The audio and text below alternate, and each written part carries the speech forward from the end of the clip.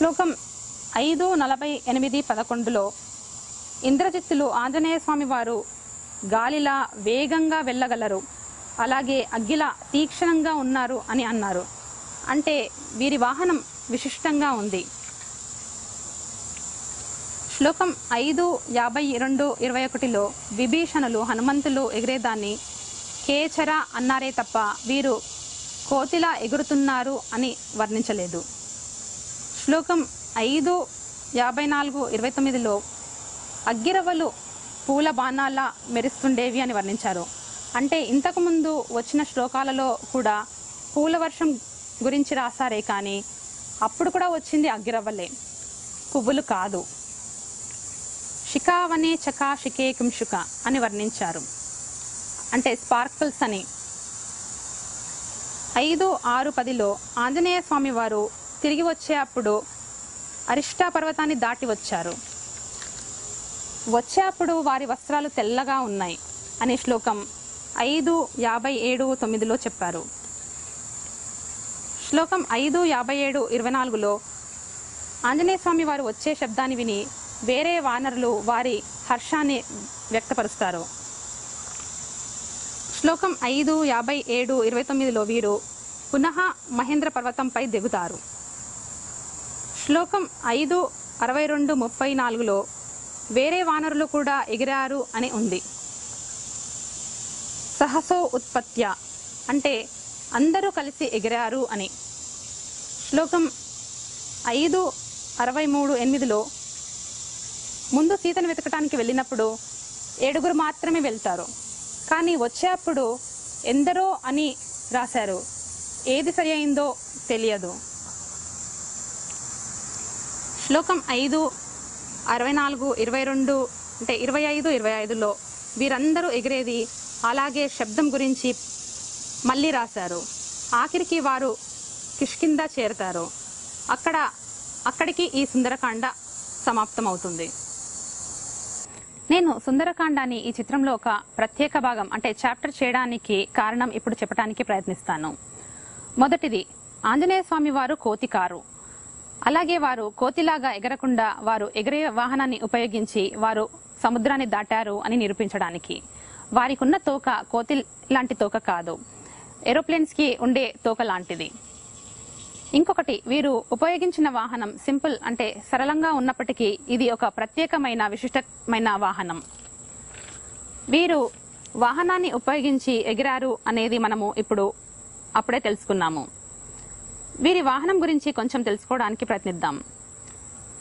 ఇప్పుడు ప్రస్తావించే విషయం రామాయణం నుండి కాదు, కానీ ఇది వేరే ఆధారాల నుండి సేకరించింది. రావణుడు సీతను అపహరించుకు వెళ్ళాలి అంటే వారు భోజనం సహిత వారితో పాటు తీసుకెళ్లారు. ఈ శ్రీలంక టూరిజం క్లిప్ ని చూడండి, దీంట్లో ఆహారం గురించి ఉంది. When King Ravana carried Sita Devi on his chariot to Ashoka Vatika, he provided her with vitaminized rice balls for refreshment. But Sita Devi, who did not want to consume anything provided by King Ravana, scattered the rice balls all over the place during her journey, and they are found till date along the chariot track. The local people call these rice balls Sita Guli, and they prescribe them for the children as a cure for stomach disorders and headaches. The farmers too keep them in their cash boxes or grain pots for prosperity. It is claimed that the carbon-dated testing has been done in Tokyo and Delhi on these rice balls and ascertained to be more than 5,000 years old.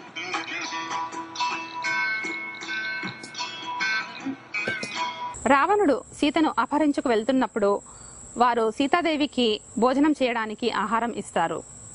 కానీ సీతాదేవి దాన్ని తినకుండా విసిరి వేశారట. ఆ అన్నపు ఉండలు ఇప్పటికీ శ్రీలంకలో దొరుకుతాయట. వీటిని సీతాగోలి అని అంటారు. ఇవి కొన్ని వ్యాధులను గుణపరిస్తావి అని అంటారు.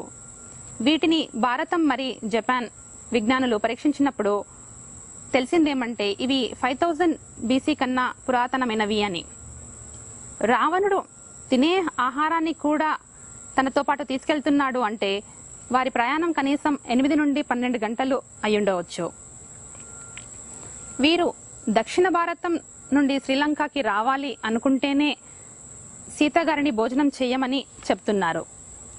అంటే వీరి వాహనం భారతం నుండి శ్రీలంకకి చేరటానికి కనీసం 10-12 గంటలు పడుతుంది. అంటే ఈ వాహనం వేగం తక్కువ. అంటే ఆంజనేయ స్వామి వారి వాహనం వీరి వాహనం కన్నా చాలా వేగమైంది. కానీ రావణుడి విమానం చాలా పెద్దది. రామాయణం చివరిలో వచ్చేదేమంటే యుద్ధమైన తర్వాత రామ లక్ష్మణ సీతలతో పాటు ఇంకా ఎందరో వానరులు ఈ వాహనంలో అంటే ఈ పుష్పక విమానంలో అయోధ్యకి తిరిగి వస్తారు.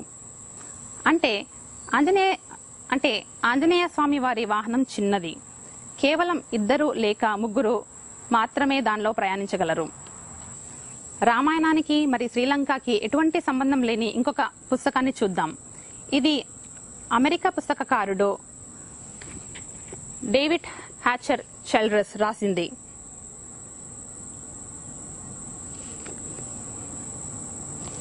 చూడండి,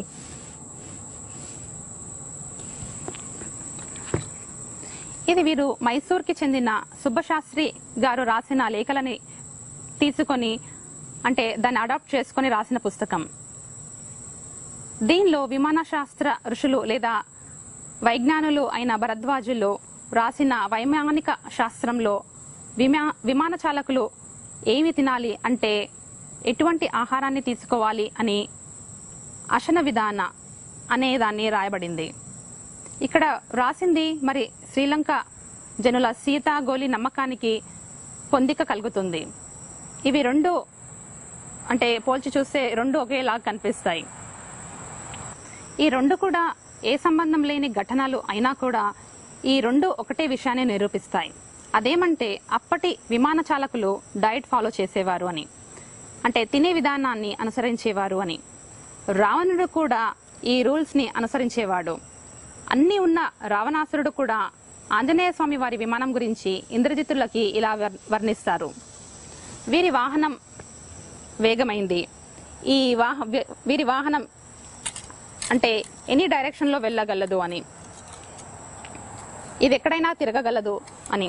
మనం ఇంతకు ముందే రామాయణంలో వివిధ రకమైన జనాలు ఆకాశంలో ప్రయాణించగలరని తెలుసుకున్నాం. వారిలో చారణులున్నారు, విద్యాధరులున్నారు, సిద్ధలు అని ఉన్నారు. శ్లోకం 5:1-28 చారణాం చ సిద్ధానాం స్థితానాం విమలే అంబరే అని ఉన్నది. విద్యాధర స్త్రీయ తస్త్ర ఆకాశే అని ఉంది. శ్లోకం 5:1-26లో వీరందరి దగ్గర కూడా ఎగిరే వాహనాలు ఉన్నప్పటికీ వీరందరూ స్వామివారి వాహనాన్ని చూసి ఆశ్చర్యం చెందుతున్నారు. అంటే వీరి వాహనం వేరే రకమైంది, ఎంతో విశిష్టంగా ఉంది, చిన్నది, అతి వేగమైంది, 360 డిగ్రీస్ వెళ్ళగలదు. అంటే ఏ రకంగా అయినా కూడా వెళ్ళగలదు. మీరు చూస్తూ ఉంటారు, ఇది ఆకాశంలో హెలికాప్టర్లా నిలబడగలదు. మీరు గ్లైడర్ ని చూస్తుంటారు కదా, కొలాప్సిబుల్, అది అలా కొలాప్సిబుల్. అంతేకాకుండా ఇది ప్రొపెల్లర్స్ నుండి చెట్లను నరికేది, యుద్ధంలో అంటే శత్రు సైన్యాన్ని కూడా సంహరించడానికి ఉపయోగించేవారు వారు ప్రొపెల్లర్స్ నుండి, ఇంకా దాని ముందు భాగం నుండి. అలా ఎన్నో బహువిధాలుగా ఉపయోగించేవారు ఈ వాహనాన్ని. ఇటువంటి బహువిధాలుగా ఉపయోగించే వాహనం మనము ఇప్పుడిప్పుడే చూస్తున్నాము. అంటే హెలికాప్టర్స్ చెట్లు కట్ చేస్తాయి, అలా ఇప్పుడు కూడా చూస్తున్నాం. కానీ అన్ని చేసే వాహనం ఇంకా మనము చూడలేదు. వీరిది అంత పవర్ఫుల్ అండ్ స్మాల్ అన్నమాట. ఇప్పుడు మన దగ్గర ఇలాంటి వాహనాలు ఆవిష్కరించినా కూడా హెలికాప్టర్ ఏం చేస్తుంది, చెట్లు కట్ చేస్తుంది, కానీ అది 360 యాంగిల్స్ లో తిరగదు. ఇప్పుడు నేను మీకు కొన్ని క్లిప్స్ లో చూపిస్తాను. ఇప్పుడు కూడా కొన్ని వాహనాలు అంటే రౌండ్ గా తిరుగుతాయి, కానీ అవి ఇలా మెల్లగా ఇలా తిరుగుతాయి. కానీ వీరి వాహనం ఇలా కూడా తిరిగేది, ఇలా కూడా తిరిగేది. ఇప్పుడు కూడా మనం ఆక్రోబాట్స్ లో మీకు నేను కొన్ని ఏరోప్లేన్ క్లిప్స్ లో ఆక్రోబాట్స్ అవి చేసేది చూపిస్తాను. అక్కడ వారు విమానం పైన నడుస్తారు, విమానాన్ని తిప్పుతారు. కానీ అక్కడ తిప్పేదానికి ఇక్కడ తిప్పేదానికి తేడా ఉంది. వీరు ఇలా కూడా తిరగగలరు, ఇలా కూడా తిరగగలరు, మరి ఎలా ఫాస్ట్గా కూడా వెళ్ళగలరు. ఇది కొలాప్సిబుల్ అన్నీ కూడా. కానీ ఇంకా ఇవి అన్నీ చేసే విమానం ఇప్పుడు ఇంకా మనం చూడనే లేదు. కానీ ఇది ఆ కాలంలోనే ఆంజనేయ స్వామి వారి దగ్గర ఉంది. ఈ అధ్యాయం మనకు ఎన్నో రకమైన యంత్రాలను ఆవిష్కరించడానికి ఐడియాస్ అంటే ఉపాయాలను ఇస్తుంది. అందుకనే దీనికి ఒక ప్రత్యేకమైన అధ్యాయాన్ని సమర్పించాను. ఇన్ని ఐడియాస్ ఇచ్చే ఈ అధ్యాయం ఒక గ్రేట్ కాంట్రిబ్యూషన్ కాదనుకుంటారా మీరు? నేను ఇప్పుడు కొన్ని క్లిప్స్ చూపిస్తాను. ఈ అక్రోబాట్స్ ఫ్లయింగ్ అంటే ఏరోప్లేన్స్ ఫ్లై చేసేది చూడండి. We're going to go up until gravity pulls us down on our tail first. And now the engine and propeller are rotating the airplane. Watch.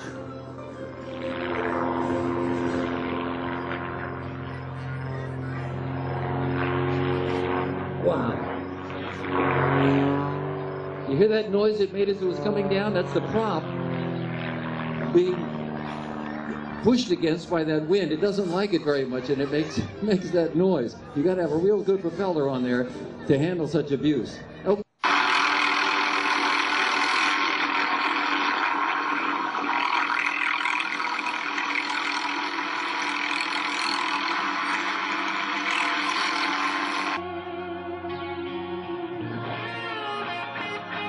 Neanderthals మరి వానరుల అదృశ్యం. Neanderthals మన తర్వాత పుట్టి మనతో పాటు నివసించి మనము ఇంకా జీవితంగా ఉన్నా కూడా వారు అదృశ్యమయ్యారు. ఇది ఒక రహస్యమైన విషయం కాదనుకుంటారా? మరి మన రామాయణంలో వచ్చే వానరులు ఏమయ్యారు? మనం ఉన్నాం కానీ మనకు ఇప్పుడు వానరులు కనిపించడం లేదు. నేను ఇంతకుముందు చెప్పినట్టు ఉత్తరాఖండం వాల్మీకి రామాయణానికి సంబంధించింది కాదు, దానిని తర్వాత జోడించారు. అయినా కూడా ఇక్కడ రాసిన దాన్ని చూద్దాం.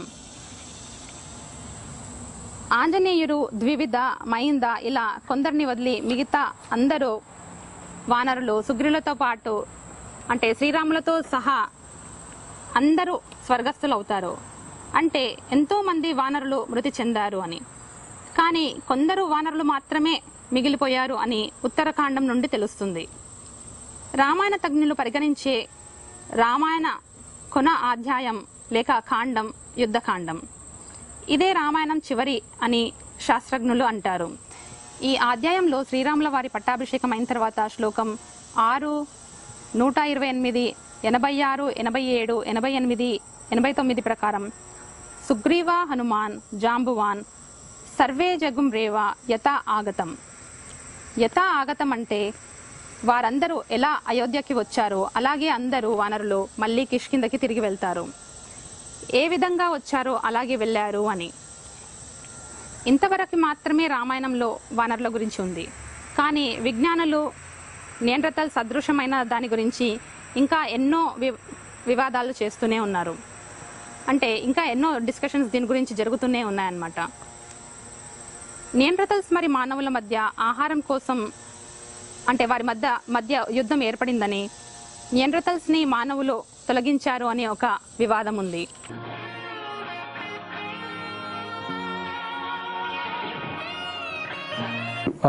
What the geneticists have found is very interesting. They found that that people, modern people, living people outside of Africa, share about 1 to 4% of Neanderthal genes.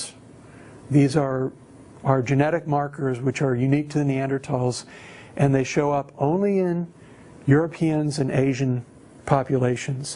You don't find them in any people who are of African descent. And that's consistent with modern humans originating in Africa. Of course, they spread out throughout Africa, and then some of them leaving Africa and interbreeding with Neanderthals after they had left Africa, but before they expanded into Asia and Indonesia. So, you know, we find Neanderthal genes as far as Indonesia now. So they are still among us? Yes, in very, very small, only 1 to 4%.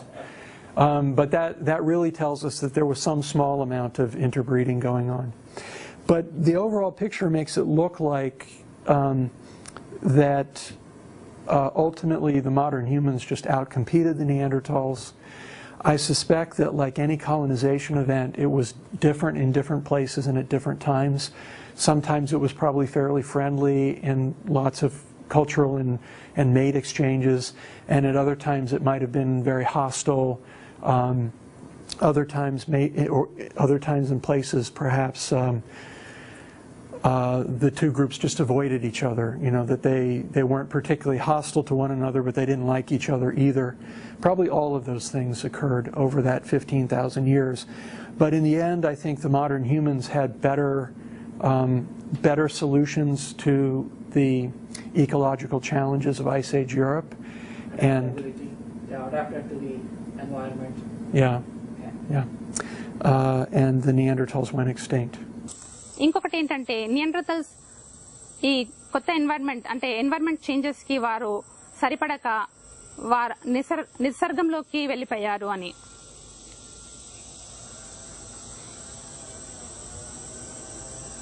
Neanderthals నిసర్గంలోని మార్పుకి తగ్గట్టు సర్దుకోలేక శక్తి లేక వీరు మృతులయ్యారు అనే మరొక చర్చ లేక వాదన ఉంది. అంటే they were not able to adapt to the changes in the environment అని, అందు గురించి వారు ఇంకా లేరు అని. ఇంకా కొందరు ఇప్పుడు కొత్తగా చెప్పేదేమంటే నియాండర్తల్స్ మరి మానవులు కలిసి ఉండటం వల్ల వీరి మధ్య వివాహాలు జరిగి వారికి పుట్టే పిల్లలలో అంటే వ్యత్యాసం కనపడకుండా పోయింది అని ఇంకొక వివాదం ఉంది. 4% జనాభా ఈ మిశ్రమానికి చెందిన వాళ్ళు అని విజ్ఞానులు చెప్తారు. అంటే మనందరము ఆ మిశ్రమమే అయ్యి ఉండొచ్చు అని విజ్ఞానులు అంటారు. విజ్ఞానులు ఇలాంటివి ఎన్నో చెప్పినా కూడా వాల్మీకి రామాయణంలో దొరికే విషయాలు మనకు ఇంకెక్కడా దొరకవు. ఇప్పటికే ఆధునికమైన అమెరికా దేశానికి మరి ఆఫ్రికాకి పోల్చి చూస్తే విజ్ఞానంలో అమెరికా చాలా ఆధునికమైంది. అలాగే అప్పటి కాలంలో యూరోప్లోని జనాలను ఇంకా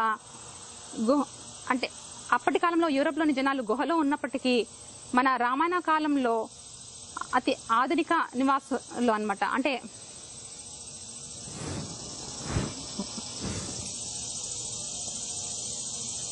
విజ్ఞానులు ఇలాంటివి ఎన్నో చెప్పినా కూడా మన వాల్మీకి రామాయణంలో దొరికే విషయాలు ఇంకెక్కడా దొరకవు. ఇప్పటికీ ఆధునికమైన అమెరికా దేశానికి మరి ఆఫ్రికా దేశానికి పోల్చి చూస్తే విజ్ఞానంలో అమెరికా చాలా ఆధునికమైంది. అలాగే అప్పటి కాలంలో యూరోప్లో నివసించే జనాలు అంటే వారు అప్పుడు గుహల్లో ఉంటే మన రామాయణ కాలంలో నివాసులు చాలా ఆధునికమైన వారు. ఈ చిత్రాన్ని చూసిన తర్వాత మీకు అనిపించవచ్చు తేనెటీగ కూడా ఎగిరేటప్పుడు బజ్ అనే సౌండ్ వస్తుంది, కానీ దానికి ఏ ఇంజన్ లేదు, అయినా దాని నుండి కూడా శబ్దం వస్తుంది. అలాగే కోతి ఎగిరేటప్పుడు కూడా శబ్దం వచ్చింది అని మీరు అనొచ్చు. మీ దగ్గర దానికి కూడా ఆన్సర్ ఉండొచ్చు. ఫ్రిక్షన్ నుండి సౌండ్ వచ్చింది అనవచ్చు. కానీ పొగ అగ్గి ఎలా, మీకు దాని గురించి కూడా ఆన్సర్ ఉండొచ్చు. మిటియోర్ పడేటప్పుడు దానికి పొగ అగ్గి అన్నీ ఉంటాయి, మీరు అలా అని కూడా అనుకోవచ్చు. అలాగే అనుకుందాం. కానీ మిటియోర్ స్పీడ్ చూస్తే అది 30 మైల్స్/సెకండ్ వెళ్తుంది. అంటే అది నిమిషానికి 1800 లేక 2000 మైల్స్ దూరం వెళ్తుంది. ఒరిస్సా మహేంద్ర పర్వతం నుండి శ్రీలంకకి 800 మైళ్ళు మాత్రమే ఉంది. అంటే ఆంజనేయ స్వామి వారు ఒక క్షణంలో అక్కడ ఉండాలి, కానీ వారు అక్కడికి వెళ్ళడానికి కొన్ని గంటలు పట్టింది. అంటే వారు వాహనాన్ని ఉపయోగించి ఎగిరారు. ఇటువంటి వానరులు కిష్కింధలో మాత్రమే దొరుకుతారు. అన్ని దేశాల వారు ఇటువంటి వివరాలను సంగ్రహించడానికి త్రవ్వి చూస్తారు, కానీ మన కాంట్రిబ్యూషన్ మాత్రం ఇక్కడ శూన్యం. అంటే మనము ఏమీ చేయడం లేదు. ఇక్కడ మనము ఈ కిష్కింధని తోడడానికి ప్రారంభించాలి. దీని నుండి మానవ జాతికి కళ్యాణం జరుగుతుంది. నేను రామాయణం గురించి పరిశోధన ప్రారంభించింది నా కూతురి ప్రశ్నకి సమాధానం చెప్పడానికైనా కూడా నా ఈ చిత్ర ధ్యేయం ఇక్కడికి ఆగదు. కిష్కింధకి వెళ్ళి అక్కడ త్రవ్వి వానరుల గురించి వివరాలను సంగ్రహించి పరిశోధన చేయడమే ఈ చిత్ర మూల ధ్యేయం. దీనంతటికీ మీ సహాయం అవసరం. ఈ త్రవ్వటం వలన ఏమి లాభం అని మీరు అనుకుంటుండవచ్చు. ఎందుకు త్రవ్వాలి అని, ఈ పురాతన వాటిని ఎందుకు తవ్వాలి అని అనుకోవచ్చు. కానీ ఈ త్రవ్వటం వలన ఆధునికతని తెలుసుకోవచ్చు. అంటే వానరులు ఎంత ఆధునికంగా ఉండేవారు అని మనం తెలుసుకుంటే మానవ జనాలకి ఇప్పటికన్నా ఉన్నత స్థాయిలో ఉంటాము. ఈ బిందువులను చూడండి. ఈ బిందువుల నుండి ఏ ఆకారమైన కావచ్చు, ట్రయాంగిలే కావచ్చు, సర్కిలే కావచ్చు, ఇంకేదైనా ఆకారం కావచ్చు. ఈ బిందువుల మధ్య గ్యాప్ అంటే అంతరం తక్కువైనట్టు, అంటే గ్యాప్ తక్కువైనట్టల్లా మనకు స్పష్టంగా అది ఏ ఆకారం అని తెలుస్తుంది. మనం కూడా ఇప్పుడు అదే పరిస్థితిలో ఉన్నాము, అంటే కన్ఫ్యూజ్డ్ స్టేట్ లో ఉన్నాము. అందుకని మనము దాన్ని త్రవ్వి చూడాలి. త్రవ్వి చూస్తే మనకు పరిశోధన చేస్తే మనకు తెలుస్తుంది. అందుకని మనము త్రవ్వటం ప్రారంభించాలి. దీని నుండి మనకు ఎంతో ఇన్ఫర్మేషన్ దొరుకుతుంది. ఈ ఐతిహాసిక చీకటి నుండి బయటికి రావాలి అంటే విజ్ఞానపు వెలుగు కావాలి. వానరులు దైవికులే కాకుండానే ఐతిహాసిక మరి నిజంగా ఆధునికమైన వారు అని, అంటే they are spiritual as well as historic and truly advanced అని నిరూపించడానికి మనము త్రవ్వాలి. మనము ఎప్పుడైనా అగస్త మహర్షులు శ్రీరాముల వారకు చెప్పిన ఆదిత్య హృదయం ఎటువంటి గుప్త విషయాన్ని తెలుపుతుంది అని తెలుసుకోవడానికి ప్రయత్నించామా? అగస్తుల వారు శ్రీరాముల వారికి ఈ మంత్రాన్ని 3 సార్లు ధ్యానించమని చెప్తారు. మనం ఎప్పుడైనా ఆ మంత్రాన్ని పరిశీలించి చూసామా? ఇది చూడండి, ఆదిత్య హృదయంలోని ఒక భాగం. మనం ఎప్పుడైనా ఈ మంత్రంలోని ప్రతి ఒక్క 3వ అక్షరాన్ని కలిపి చూసామా? లేదా ఈ దాంట్లో ప్రతి ఒక్క 3వ పదం అంటే వర్డ్ ని కలిపి చూసామా? లేదా ఈ మంత్రంలోని ప్రతి ఒక్క 3వ లైన్ ని కలిపి చూసామా? లేదు కదా. ఎప్పుడైనా చూడండి. అలాగే ఈ మంత్రంలోని ప్రతి ఒక్క 3వ అక్షరాన్ని తొలగించి చూసామా, అంటే తీసేసి చూసామా? అలాగే 3వ పదాన్ని తీసేసి చూసామా? చూడండి, అది ఏ రకమైన గుప్త విషయాన్ని చెప్తుందో అది తెలుసుకోవడానికి ప్రయత్నించండి మీరు చేసి చూసి. లేదా మీరు దీన్ని కంప్యూటర్కి ఎప్పుడైనా ఇలా దీన్ని ఫీడ్ చేసి చూడండి, అది ఏ రకమైన రహస్యాన్ని మనకు చెప్తుంది అని. అలాగే మనము మహాభారతంలో శ్రీకృష్ణులు భగవద్గీత శ్లోకంలో చెప్పే గణితానికి చెందిన ఎటువంటి వెన్ డయాగ్రామ్ గురించి చెప్తున్నారు అని ఎప్పుడైనా ప్రయత్నించామా? ఇక్కడ చూడండి, బ్లూ కలర్ కార్స్ అన్ని సర్కిల్లో ఉన్నాయి, అలాగే గ్రీన్ కలర్ కార్స్ అన్ని సర్కిల్లో ఉన్నాయి. ఈ 2 కలర్స్ అంటే బ్లూ మరి గ్రీన్ కి చెందిన కార్స్ అన్ని ఇక్కడ మధ్యలో ఉన్నాయి. అంటే దీన్ని బి ఇంటర్సెక్షన్ జి అని అంటాము. మనము ఎప్పుడైనా అలా ఈ వెన్ డయాగ్రామ్ ని ఆ శ్లోకానికి వేసి చూసామా? వేసి చూసి ప్రయత్నించండి. ఇప్పుడు అలాగే ఈ శ్లోకం ఎటువంటి సెట్ మరి సబ్సెట్ గురించి తెలుపుతుంది అని ఎప్పుడైనా ప్రయత్నించామా? మయా తతం ఇదాం సర్వం అవ్యక్తమూర్తిన మత్సాని భూతాని నచ అహం తేష అవస్థితః. ఈ శ్లోకం ఏమంటుందంటే మొదటి లయన్ మయా తతం ఇదాం సర్వం, అంటే ఇక్కడ ఇది నేను దేవుడు, నేను అందరినీ ఆవరించాను నేను అని అంటున్నారు. అంటే అందరూ, మనము, చెట్లు, ఇండ్లు అందరము దీంట్లో ఉన్నాము. అంటే ఇది యూనివర్సల్ సెట్ అని. మరి 2వ లైన్లోనేమో నచ అహం తేష అవస్థితః, అంటే నేను దేనిలో లేను అంటున్నారు. అంటే ఇలా గీయాల్సి వస్తుంది, మొదలేమో ఇలా గీయాల్సి వస్తుంది, ఆ తర్వాత ఏమో ఇలా గీయాల్సి వస్తుంది. ఈ శ్లోకానికి ఎలాంటి వెన్ డయాగ్రామ్ గీయాలి? దీని గురించి మనము కొత్త గణితమే తీయాల్సి వస్తుంది. ఈ 2 ఎలా సాధ్యం? అందుకనే మనము వానరులను వెతకటానికి ఇంకో దిశలో వెళ్ళాలి, అంటే మనము త్రవి చూడాలి.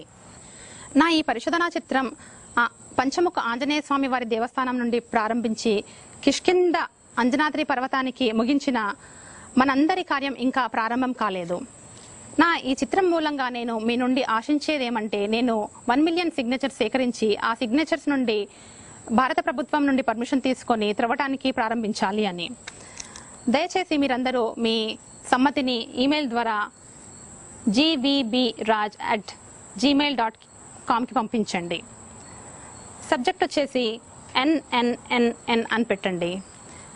ఈ చిత్రం ఇక్కడికే సమాప్తం అయినా కూడా ఈ మందిరం నుండి ప్రయోగం మరి పరిశోధన ప్రారంభం. కీప్ ఇన్ మైండ్, ఇది అంతం కాదు, అనంతం.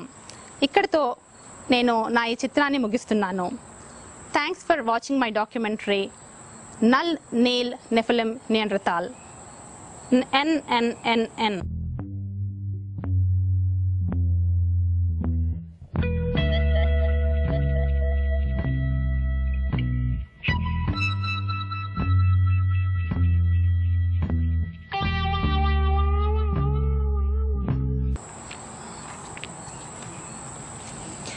మీరు లెటర్ ద్వారా మీ సమ్మతిని తెలుపుతుంటే మీ పూర్తి అడ్రస్ మరి అంటే ఇంటి పేరు, పూర్తి అడ్రస్, పూర్తి అన్ని వివరాలు దయచేసి మేము ఇచ్చే అడ్రస్కి పంపించండి.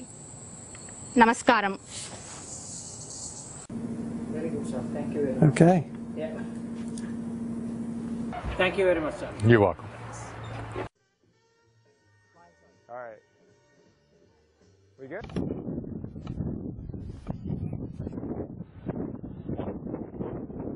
ఇలా ఈ చిత్రాన్ని అంతం చేస్తున్న మీ బంధువు రాజ్ గద్వాల్కర్. నమస్కారం.